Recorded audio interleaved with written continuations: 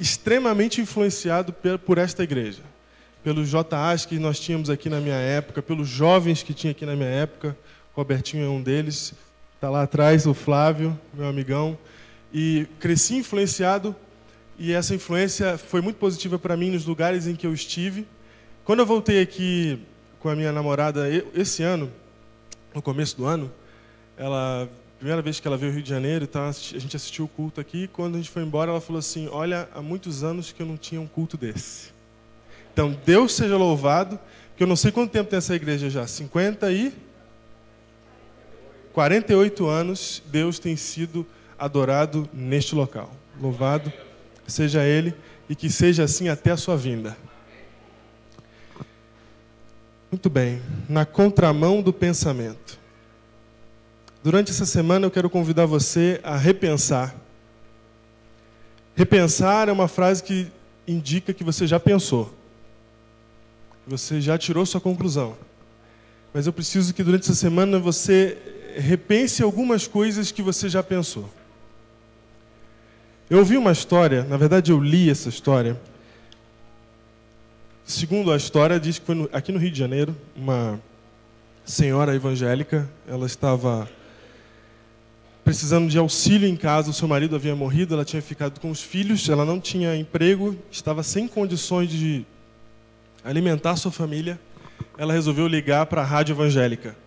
Ela ligou para a rádio e falou assim: eu preciso de ajuda, contou a necessidade dela, o problema que ela tinha, e falou: se alguém, por favor, puder me ajudar, dê o endereço dela.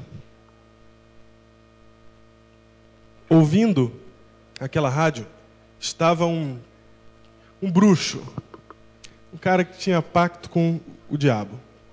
Ele estava ouvindo aquela rádio por pura curiosidade. E quando ele ouviu aquela mulher falar que ela precisava de ajuda, ele teve uma ideia. Ele chamou seu secretário, deu R$300 na mão dele e falou assim: ó, vai no mercado, compra R$300 de comida e leva para essa senhora. Quando chegar lá, se fala que foi o diabo que mandou. Eles fizeram. Compraram, chegaram na porta da casa dela, chamaram. Quando ela abriu a porta e viu aquelas compras, ele falou assim: que é para a senhora. Ela ficou tão feliz, tão alegre, que ela começou a pegar as coisas e botar para dentro de casa e guardar na despensa, e nem perguntou quem foi que tinha mandado. Aí os secretários, querendo fazer a provocação, falaram assim: você não vai perguntar quem foi que mandou? Ela falou assim: ah, meu filho, quando Deus manda, até o diabo obedece.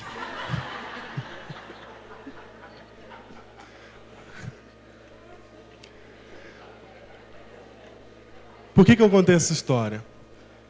Porque esta mulher sabia bem quem era o seu Deus. Sabia bem. E Deus é assim mesmo. Quando Ele manda, até o diabo obedece. E aquele bruxo, ele fez isso pensando que iria tirar vantagem da fé daquela moça, daquela senhora. Mas no fim, a fé dela só estava mais firme ainda. Eu estou falando isso porque, para a gente entrar na contramão do pensamento moderno, para a gente poder quebrar os paradigmas que nós temos hoje, estabelecidos em nossa mente, nós precisamos saber quem Deus é, como essa mulher sabia. Quem é Ele?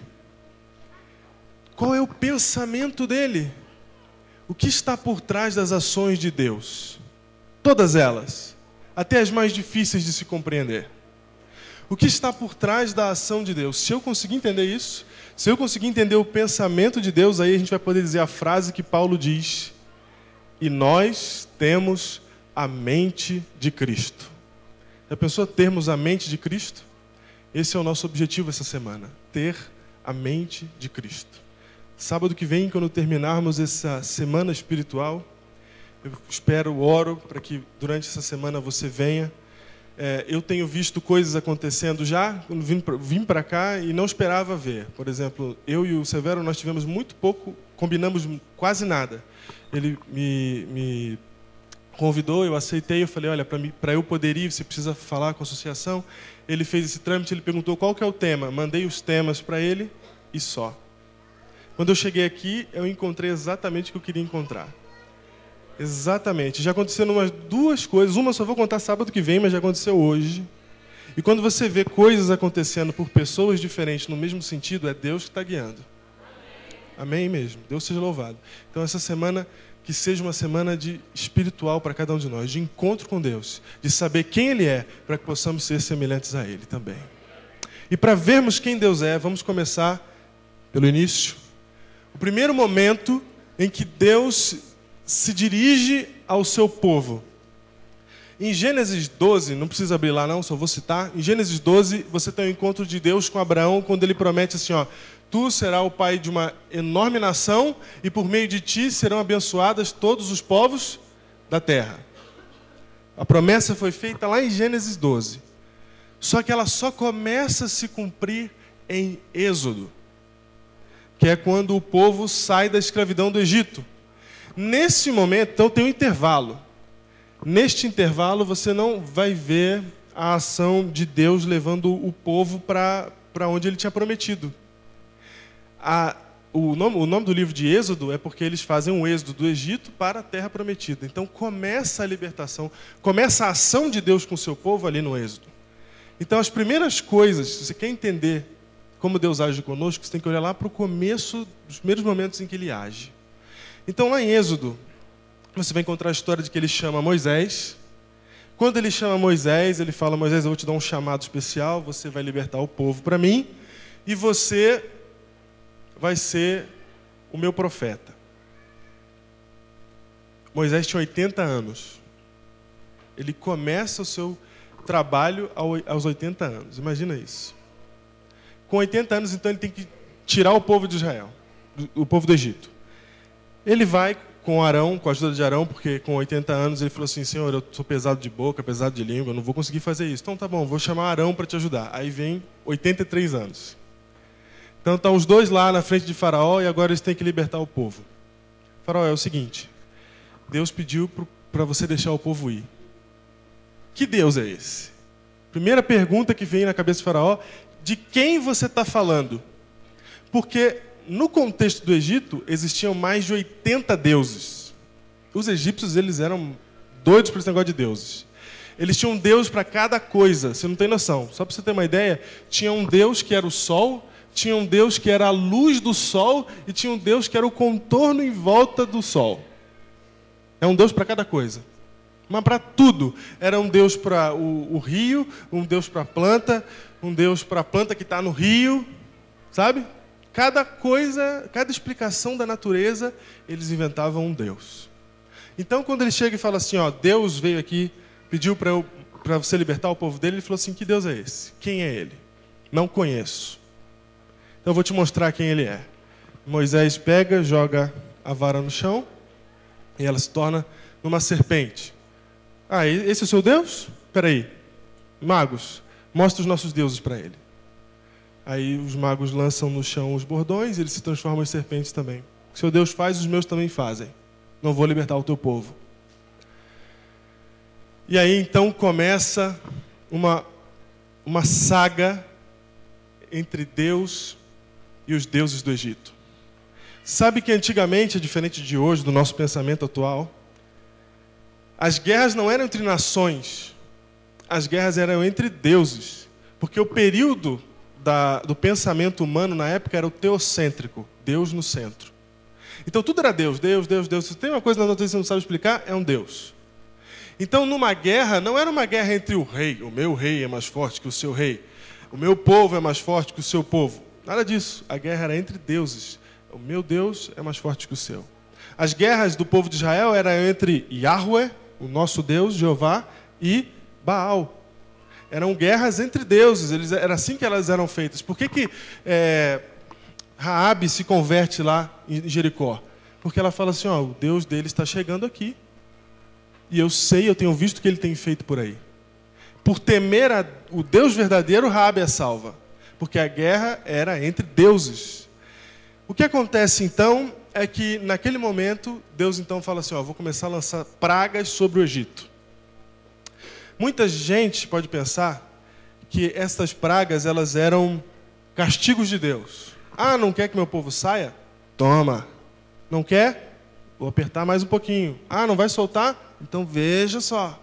Muita gente acha que é Deus fazendo isso, mas o que está acontecendo nas pragas do Egito é outra coisa. O que acontece nas pragas do Egito é ensino e evangelismo. Como tudo começa? Vamos lá. Abra a sua Bíblia em Êxodo, capítulo 7, verso 14. E eu vou dar uma passada rápida porque são 10 pragas, né? Uma passada rápida pelas pragas do Egito. Êxodo capítulo 7, verso 14.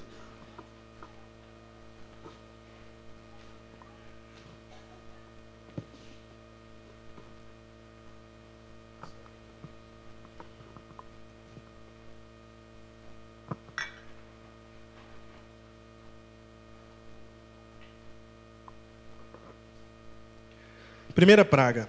Disse o Senhor a Moisés: o coração de Faraó está obstinado, recusa deixar ir o povo. Vai ter com Faraó pela manhã, ele sairá às águas, estarás à espera dele na beira do rio, tomarás na mão o bordão, o que se tornou em serpente, e lhe dirás: o Senhor, o Deus dos Hebreus, me enviou a ti para te dizer: deixa ir o meu povo para que me sirva no deserto, até agora não tens ouvido. Assim diz o Senhor: nisto saberás que eu sou o Senhor. Com este bordão que tenho na mão, ferirei as águas do rio e se tornarão em sangue. Os peixes que estão no rio morrerão, o rio cheirará mal e os egípcios terão nojo de beber água do rio. Disse mais o Senhor a Moisés: dize a Arão: toma o teu bordão e estende a mão sobre as águas do Egito, sobre os seus rios, sobre os seus canais, sobre suas lagoas, sobre todos os seus reservatórios, para que se tornem em sangue. Haja sangue em toda a terra do Egito, tanto nos vasos de madeira como nos de pedra. Quem é que faz esse milagre? Quem executa essa praga? É Moisés ou é Arão? Arão. Sabe que a tradição judaica diz que é Arão que mancha o sangue, porque Moisés não faria isso com o rio que lhe salvou a vida. Então, é Arão que mancha o sangue. Na verdade, as 3 primeiras pragas, que são pragas relacionadas ao rio Nilo e à terra do Egito, são executadas por Arão. Moisés só começa a executar depois, porque a terra do Egito foi a terra que salvou Moisés. Foi a terra que preparou ele para ser quem ele era. Muito bem. Primeira praga, o que acontece? O Egito vira sangue. Aí, o Nilo vira sangue. Aí o faraó chama os seus, pega uma aguinha aí, faz uma macumbinha lá, vira sangue também. O que você faz, a gente também faz. Só que tem um problema. Quando todo o rio Nilo, você sabe que é uma comunidade no deserto. Uma comunidade no deserto, para sobreviver, ela precisa de quê? Qual era a fonte de água? Era o Nilo. Todo o rio Nilo agora está contaminado de sangue, cheirando como morto, bichos mortos. E qual que é a ideia aqui? Aí você vê que Deus está atacando os deuses do Egito. Ele não está atacando o rio simplesmente para deixar ele sem água. Olha só. Existia um Deus chamado Num, ele era o guardião do Nilo. Representava o espírito do Nilo.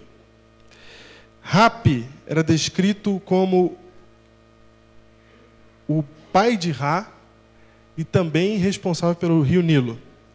Osíris, deus do submundo, acreditava-se que a sua corrente sanguínea era o rio Nilo. Deus pega os deuses do Egito e fala assim: vamos ver se eles são poderosos então. Vamos ver se vocês têm razão a respeito deles. E começa a desbaratar um a um dos deuses egípcios.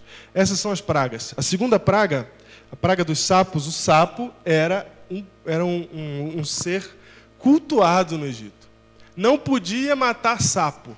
Agora você imagina a sapaiada solta no egípcio e você não poder matar. Era sapo em todo lugar, até na casa de Faraó. E você não pode pegar simplesmente, sair chutando ele, pegar e botar fogo e sair matando. Não pode. Você tem que ir espantando os bichinhos assim, ó, como se fossem seus melhores amigos, um monte, nojento. Sai sapinho, sai sapinho. Todo o Egito. Imagina o inferno que não foi para os egípcios. Tanto foi que Faraó chega e fala assim: tá bom.